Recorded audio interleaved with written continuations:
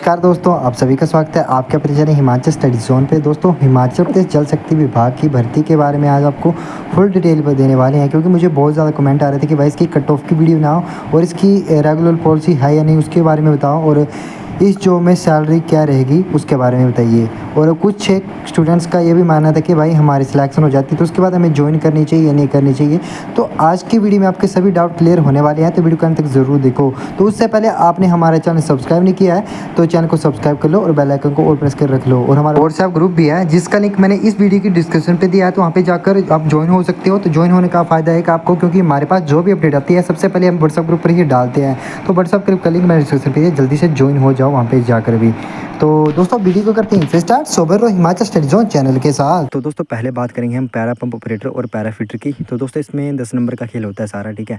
तो इसमें जो नंबर लगते हैं सबसे पहले वो 5 नंबर एजुकेशन के होते हैं, वो होते हैं 10th की आपके परसेंटेज के, ठीक है। जैसे कि 50% मार्क्स है तो इसमें आपके 2.5 नंबर मतलब आपको मिल जाएंगे, ठीक है। इसी प्रकार आप आगे भी नंबर जोड़ सकते हो कि आपके कितने % नंबर है और मुझे कितने नंबर मिल सकते हैं, ठीक है।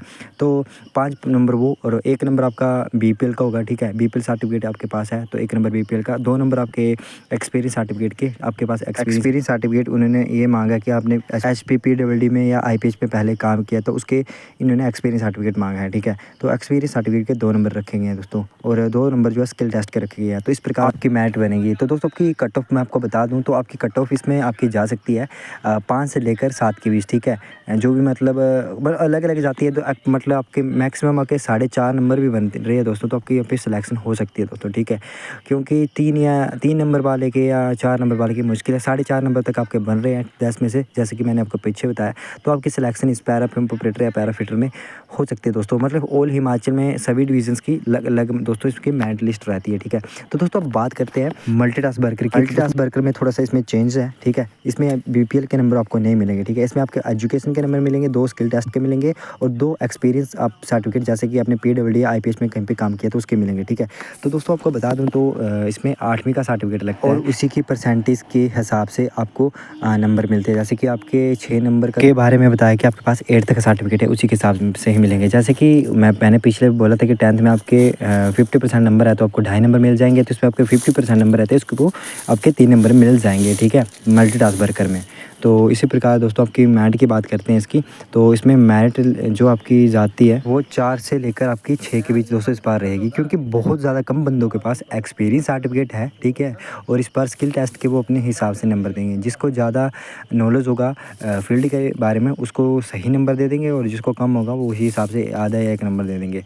तो दोस्तों इस प्रकार आपकी जो है ये मेरिट बनती है और कट ऑफ बनती है, ठीक है।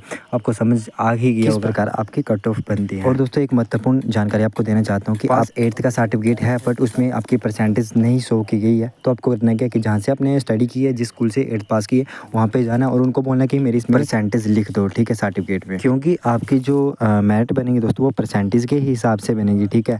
तो आपको परसेंटेज अनिवार्य होगा, और उन्होंने पहले ही बोला कि जिनके ग्रेड होंगे उनका जो है हम अलग कर देंगे, उनको डिस्क्वालीफाई कर देंगे। बट आपको करना क्या है कि आपको 8th के सर्टिफिकेट परसेंटेज लिखवाना अनिवार्य है, ठीक है। ये स्पेशल मल्टीटास्क वर्करों के लिए है, ठीक है। और दोस्तों इंटरव्यू के दिन आप सभी जो भी डॉक्यूमेंट आपके पास वो लेकर जरूर जाना, ठीक है। एंड दोस्तों अब बात करते हैं नेक्स्ट बात की कि आपकी पॉलिसी इसमें है या नहीं है, ठीक है। तो दोस्तों इसकी पॉलिसी के बारे में बहुत से बंदे बात करते हैं, कुछ यूट्यूबर का मैंने सुना है कि बोलते हैं कि इसकी 8 साल की पॉलिसी है। तो आपको मैं बता दूं 14 अक्टूबर 2022 को जो लास्ट कैबिनेट हुई थी तो उसमें इनके लिए फैसला लिया गया था कि 8 साल बाद मतलब ये जो मल्टीटास्क वर्कर और जल रक्षक है इनको जो है रेगुलर कर दिया जाएगा। बट दोस्तों इसकी ऑफिशियल नोटिफिकेशन कहीं पे भी आपको नहीं मिलेगी, क्योंकि उस टाइम जो सरकार कांग्रेस आई थी सत्ता में तो उन्होंने जो फॉर्म जो सभी कैंसिल कर दिए थे। और इसकी जो पॉलिसी के बारे में मैंने जहाँ तक मुझे पता है तो जैसे कि पहले होता था कि 10 साल तक आपको सरकार के अंडर काम करना पड़ता था, ठीक है। उसके बाद जो 4 साल वो डेली वेज आपको रखते थे, तो उसी हिसाब से इसकी पॉलिसी है, ठीक है। आपको 10 साल को काम करना पड़ेगा और 10 साल बाद आपको ये डेली वेज करेंगे 4 साल के लिए, उसके बाद आप रेगुलर हो जाओगे। मतलब 14 साल का सारा खेल है। तो दोस्तों इसकी पॉलिसी के बारे में आपको बता दिया पिछली है, और इसकी 8 साल की पॉलिसी का मुझे नोटिफिकेशन मिलती है तो आपको व्हाट्सएप ग्रुप में बता दूँगा, तो व्हाट्सएप ग्रुप पे ज्वाइन हो जाओ, लिंक मैंने डिस्क्रिप्शन पे दिया है, ठीक है। एंड अदरवाइज़ ऐसे ही इसकी ये पॉलिसी है, ठीक है। तो बात करते हैं दोस्तों सैलरी की। तो इसमें सबसे पहले आते हैं पैरा पंप ऑपरेटर, ठीक है। तो पैरा पंप ऑपरेटर की सैलरी आपको दिख रही होगी राइट साइड, ठीक। तो इनकी सैलरी है 6300, ठीक है, 6300। पैरा पंप ऑपरेटर और पैरा फिटर की सेम है, ठीक है, दोनों की। और मल्टीपर्पज़ वर्कर की जो है 5000 सैलरी दोस्तों आपको मिलेगी, ठीक है।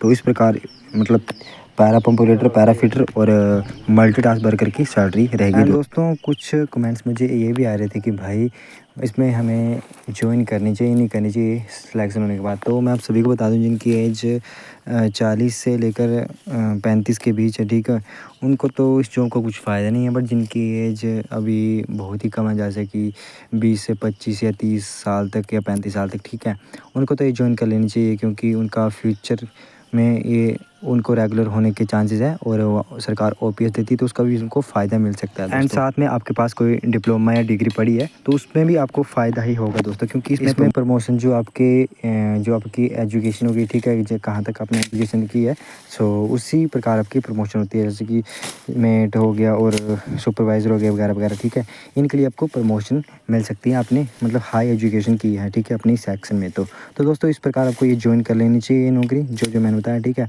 और आखिर ये कि 40 से 45 साल वालों को भी ज्वाइन करनी चाहिए, बट इतना फ़ायदा उनको नहीं मिलेगा जितना मतलब 35 से नीचे जिनकी एज मिलेगा, ठीक है। तो दोस्तों ये कुछ आपके डाउट थे वो आज की वीडियो में क्लियर हो चुके होंगे। तो वीडियो 1% हेल्पफुल लगी तो वीडियो को लाइक करो, शेयर करो, और चैनल पर फर्स्ट टाइम विजिट कर रहे हो तो चैनल को सब्सक्राइब कर लो। तो इसी के साथ करते हैं वीडियो को यहीं पे एंड, मिलते हैं किसी नेक्स्ट वीडियो पर। तब तक के लिए जय हिंद, जय भारत, जय हिमाचल।